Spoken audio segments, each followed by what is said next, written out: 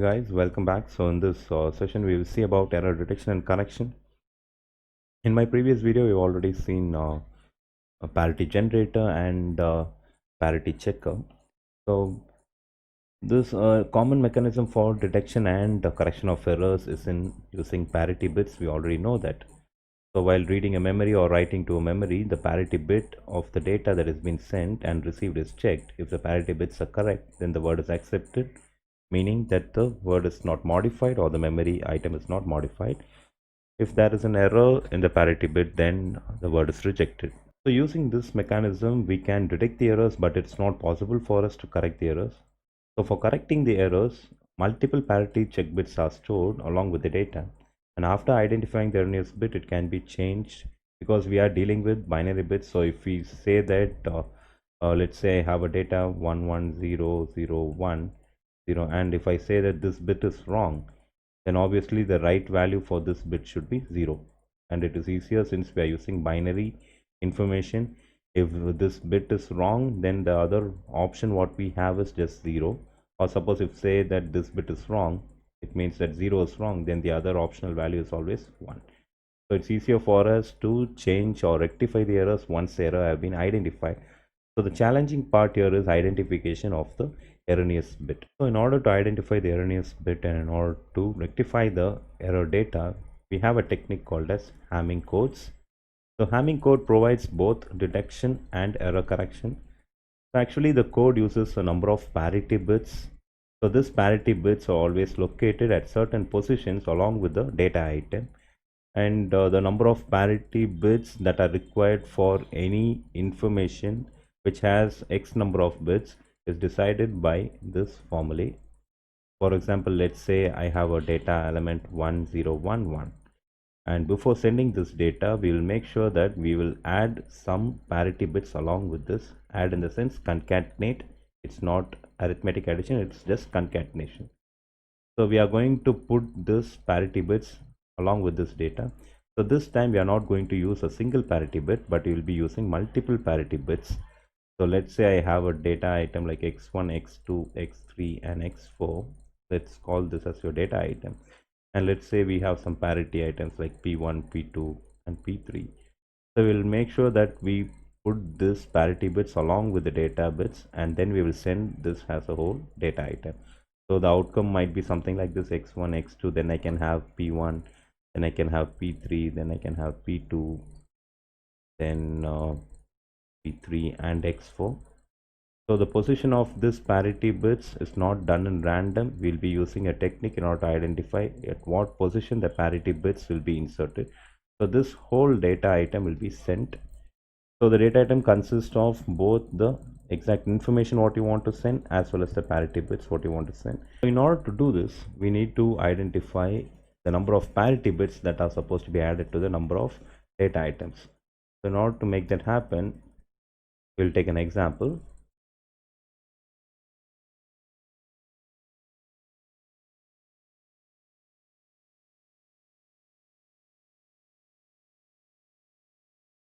So let's say, for example, we have 8 information bits.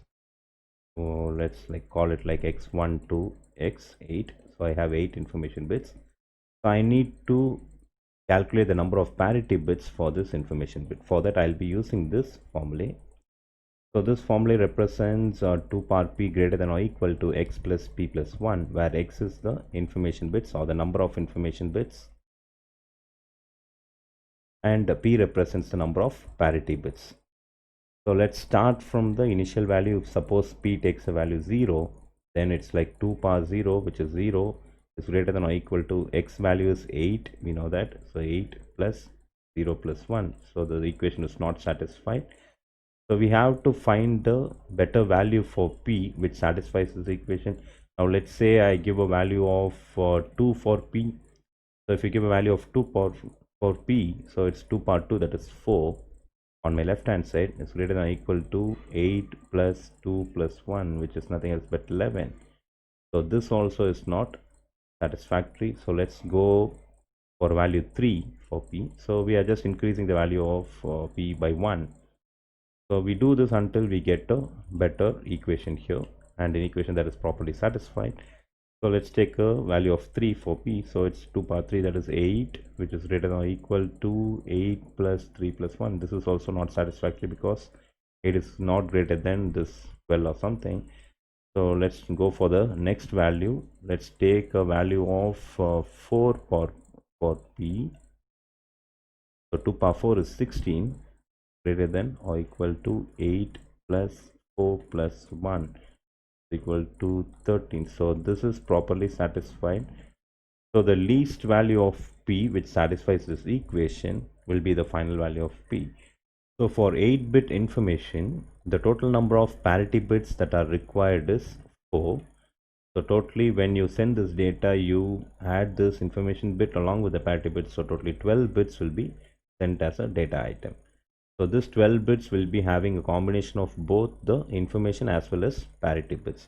So this is how we calculate the number of parity bits, and let's see how to assign the parity bits to the data. As I already told you, when you are sending the data item can have parity bits in between them at any position, but we need to find out how these positions are maintained, or how do we position the parity bit exactly inside the data bit. So for that we follow certain mechanism. So the first thing is mark the designation bits. So we are going to give names to the parity bits. So if D represents the data bits and P represents the parity bits, where 1, 2 up to N represents the position of the parity and the data bits. Then we are going to mark the bit location. Then this bit location is going to be represented with the help of binary numbers, and then we will include the data bits, and then we will find the parity bits. So the steps might be a little bit confusing, but we will get the help of an example to sort it out. So before moving to the example, let's make sure of this last point. So the parity bits should be assigned in a location that is a proper power of 2. So what do we mean by this? That will be seen in the example exactly. I'll show you that. Now moving to the example, let's take a data 1011. So we are going to send this data, but before we send this data, we are going to include the parity bits along with this data bit. Now our job is to find out in which position should I include these parity bits. So this is going to be done with the help of a Hamming code process. So as we know, the information given to us is 4-bit information. Okay, and the another information that is given to us is we are going to follow even parity mode.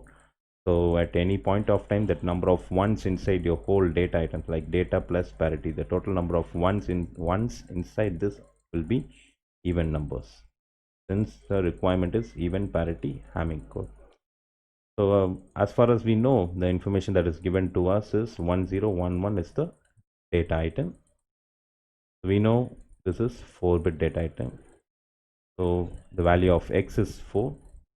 So in your equation, 2 power p greater than or equal to x plus p plus 1.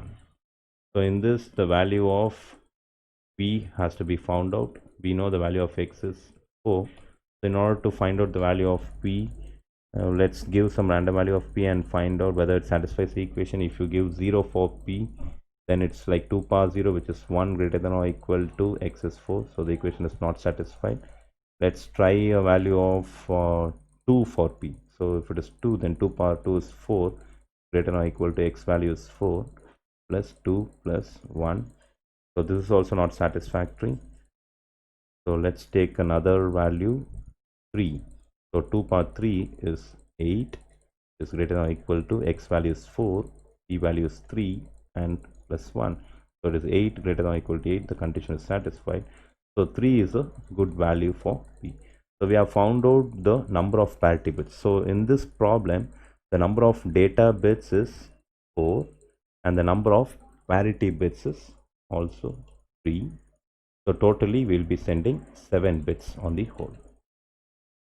So let's try to identify where do we locate this 3 parity bits and what are all those parity bits. It can be either 0 or 1. So we need to find out. So in this process, first mark the bit designation. So what we do is totally we have 7 bits. I am going to arrange these 7 bits So totally we have 7 bits. So out of this 7 bits, 4 bits are data and 3 bits are parity. So totally I have 7-bit location 1, 2, 3, 4, 5, 6 and 7. And as I've told you before, the parity bits are to be located in powers of 2. So 1 is a proper power of 2, 2 is a proper power of 2, 3 is not a proper power of 2, whereas 4 is a proper power of 2, and the rest is fine. 5, 6, 7 are not proper power of 2. So proper power of 2 is nothing else but, so 2 power 0 is 1, 2 power 1 is 2, so 2 power 2 is 4, 2 power 3 is 8, so likewise. So these are all proper powers of 2. So parity bits are supposed to be located only in powers of 2 and not other location. So I can call this parity bit as P1, this parity bit as P2, this parity bit as P3. Let me call the other 4 elements should be the data elements. So we are going to position your whole information in this split up. So this is D1, this is D2, this is D3 and D4. So these are the initial bit locations. So your location is 1, 2, 3, 4, 5, 6, 7. So totally I have 7 bits. And out of those 7 bits, I have 3 parity bits P1, P2, P3, and I have 4 data bits D1, D2, D3, D4. So in that problem, the data item that was given to us is, so data item that is given to us is 1011. So this is the bit location. So we are going to form a table in which this is the bit location and this is the designation, bit designation. Next I am going to form the binary value of this bit location. So binary value, which is nothing else but 7 is represented as 111, 6 is represented as 110, 5 is represented as 101, 4 is represented as 100, 3 is represented as 110, sorry it's not 110, it's 011, 2 is represented as 010 and 1 is represented as 001. So we have formed the binary value of this bit location, we have designed the bit designation, and we have also given the bit location. Now we just write the data item that is given to us. So the data item is 1011.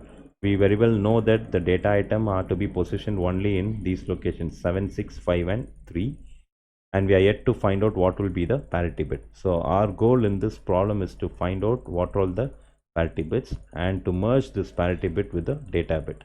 We already know the data bit is 1011, so let me write that from my left hand side 101, and the next one should be over here. So I need to find out the parity bits in these 3 locations, in this location, in this location and in this location. So after you find out the parity bits in those locations, then the final information that is to be sent is 1, 0, 1 and this parity bit 1, this parity bit and this parity bit. So we are going to find out what are all these 3 parity bits. So in order to find out the parity bits, so let's start finding out what is P1. So in order to find out what is P1, we are going to make a group of elements. So this grouping should be done in the location where the least significant bit is 1. So in P1, 1 appears in the least significant bit. I am going to find out all the other locations where I have a 1 on the least significant bit. So if I take this location in the least significant bit, I don't have a 1, so I will leave this.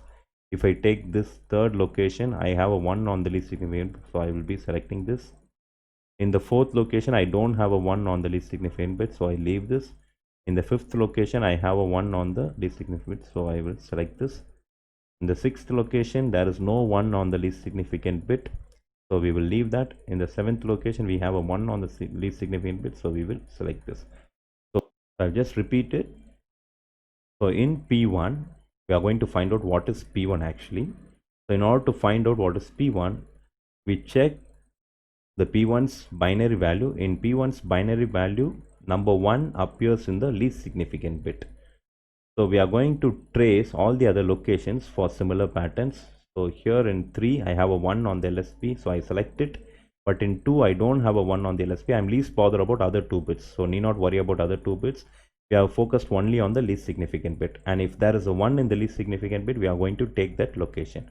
So the locations what we have taken now is 7, 5 and 3. So find out what are all the data items you have in this location. So in the sum 7 I have 1, under 5 I have 1, under 3 I have 1. So you count the number of data items here. So the number of ones here is 3, which is odd, but in the question it's given as even parity mode. So if you want to make this as even, we have to add 1 with this.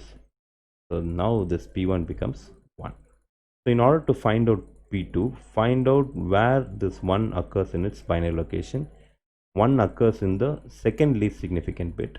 So in the second least significant bit, I am going to identify locations which have a similar pattern. So let me erase this first.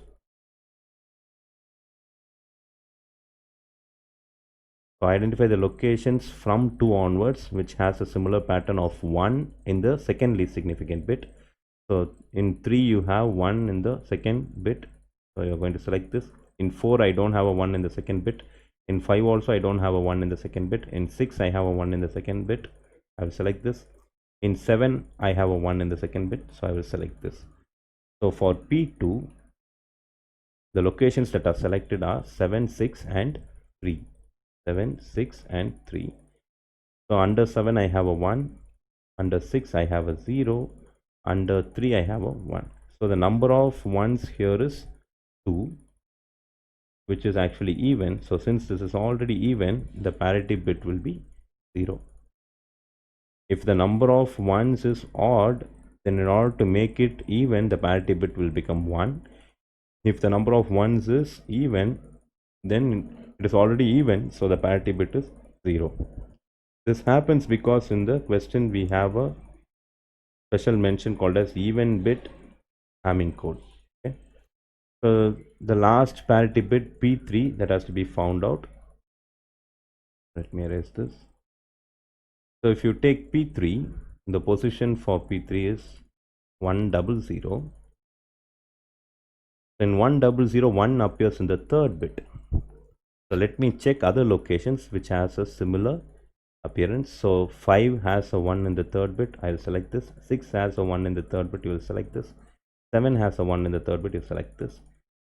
So the group for P3 is 7, 6 and 5. So I'm going to find out the data items under 7, 6 and 5, which is 1, 0, 1. So I have 2 ones here, so which is already even. So no need to make P3 as 1, instead make P3 as 0. So now we have found out the value of P3, P2 and P1.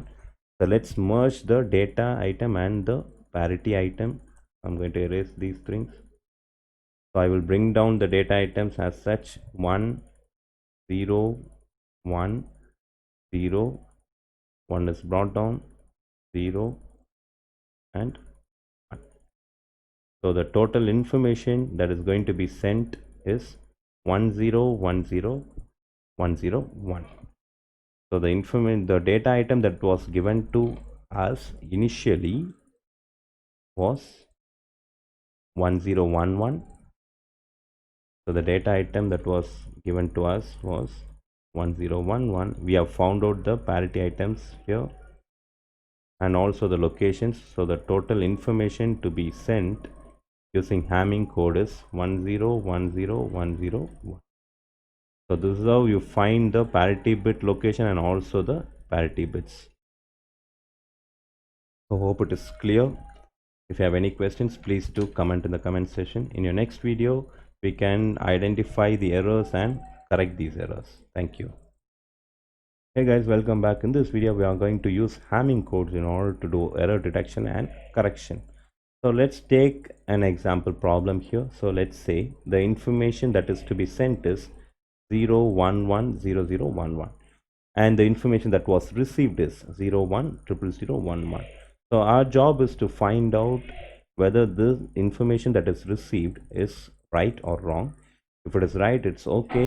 If it is wrong, we have to identify which bit has gone wrong and we have to correct it. So the example says that this is the information that has been sent, but a wrong information has been received and it was transmitted in even parity mode. So these are the information given to us. One information is we have this data in our hand. It was sent in even parity mode and they've asked us to find the error and correct it. Now let's construct the table, which is more or less same as the table what we constructed in order to create the parity bits. So I'm constructing a similar table. So the first row is bit designation. So when we take the data item that was received, it is 0 1 0 1 1. So totally I have 7 bits here. So my bit locations are D7, D6, D5, P4, D3, P2, P1. We know how this location has been created. The parity, when we have 7 bit of information, then definitely we have 3 parity bits and 4 data bits. So the position of these 3 parity bits are to be in a location which is a proper power of 2. So that's why we have this first location, second location and fourth location are parity bits, whereas the other locations are data bits. So we have written the bit location here and the binary value of the bit location is also represented here. Now we just write the received code. The received code is 01000011. So 01000011, it's written. Now our job is to find out at which bit position the data has gone wrong. So we need to find out the erroneous bit. So once we have found out the erroneous bit, then we can modify that bit by changing the complement of that bit. So first, in order to find out the erroneous bit, we will start from the first parity bit. So count the number of ones in the parity positions. So let me take P1 first. So if you take P1, so the parity position 1 appears in the least significant bit. So check all the other locations which has a 1 on the least significant bit. So all the other locations which has a 1 on the least significant bit is 3 has got a 1 on the least significant bit, 4 doesn't have a 1 on the least significant bit, 5 has a 1 on the least significant, so I'll select this. 6 doesn't have a 1 on the least significant, instead it has 0. 7 has a 1 on the least significant bit. So if you count the number of ones inside those positions, so we have located the locations which has a 1 on the least significant bit. Now let's count the number of ones present in those locations. So we have totally 4 locations which has 1 on the least significant bit. So I have a 0 here, I have a 0. So the number of ones here are 0, 0, and in the third location again I have a 0, and the fourth location I have 1. So the number of ones here is odd, but the data has been transmitted in even parity mode, but I am getting a result of odd. So the outcome is wrong. So according to the steps here, if the outcome is right, or if it is right, then mark the outcome as 0. If it is wrong, then mark the outcome as 1. So since I have odd here, odd number of ones, but I am supposed to get even number of ones because it is in even parity mode. So the outcome is wrong. So I mark it as 1. Okay, so the outcome of parity 1, P1 is 1. Right. Now let's follow the same procedure for P2. So if you take P2, we are going to examine the locations which has 1 in the second bit from the right. So this has a 1 on the second bit from the right.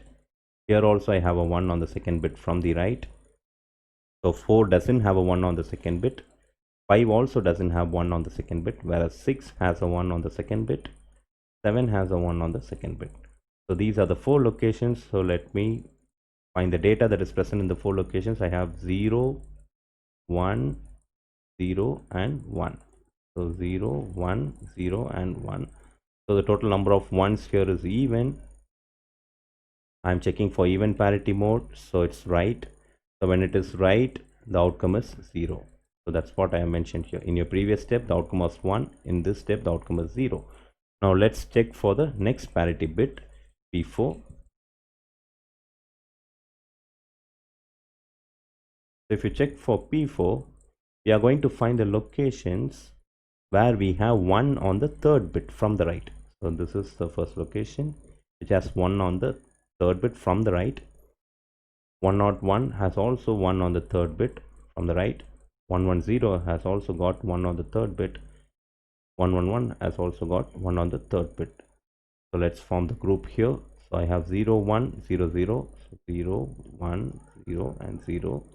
So the total number of ones here is odd, but I'm expecting an even parity, so the outcome is wrong. The outcome is wrong, we have to mark it as 1. So that's what we have done here. Outcome is 1. Now the outcome of P1 was 1, the outcome of P2 was 0, the outcome of P4 was 1. So we are going to form a binary number out of this 3 parity bits. So the binary numbers are assigned in such a way that P1, P2 and P4. The outcome of P1 was 1, P2 was 0 and P4 was 1. So this represents a location 5. So this location is your erroneous location. So your error is present in location 5. So the data that was initially received was 01 00011, 01 00011. This was location 1, this is location 2, 3, 4, 5, 6 and 7. So this is the location which has got the error. So this is the erroneous bit. If this is the erroneous bit, then the correct bit will be complement of this bit, which is 1. So the correct data is 0 1 1 0 0 1 1. If you see the problem initially, this was the data that is sent 0 1 1 0 0 1 1. Hope it is clear. Maybe a small rollback about the problem from the beginning. We know that this is the data that was received, and we have another information with that which says that it is transmitted in even parity mode. So our job is to find the error bit and correct it. So in order to find the error bit, we have to construct a table. The table has got 4 rows. The first row is about the bit designation, the second row is about the bit location, third row is about the binary value of the bit location, and final row we have just written the received code. Now our job is to detect the error bit. In order to detect the error bit, we are going to analyze the parity bits P1, P2 and P4. When you are taking P1, you find all the other locations which has a 1 on the first bit from the right. So the 4 locations has been found out, and you count the number of ones in the received information on that locations. If the number of ones is even and the information that is given to us is even parity mode, so it is right. If it is right, then you mark the outcome as 0. If it is wrong, then you mark the outcome as 1. So likewise, we check for P2 and P4 and the outcomes are retrieved. So once the outcomes are retrieved, we arrange those outcomes in an order. The arranged order will give us a binary location. So this location shows the erroneous bit. So once you have found out the erroneous bit, you can change that erroneous bit to the right bit by just complementing it. So after complementing, you will get the exact data. So this is how the error correction as well as error detection happens using Hamming code. Thank you for watching this video. We will see you in the next session.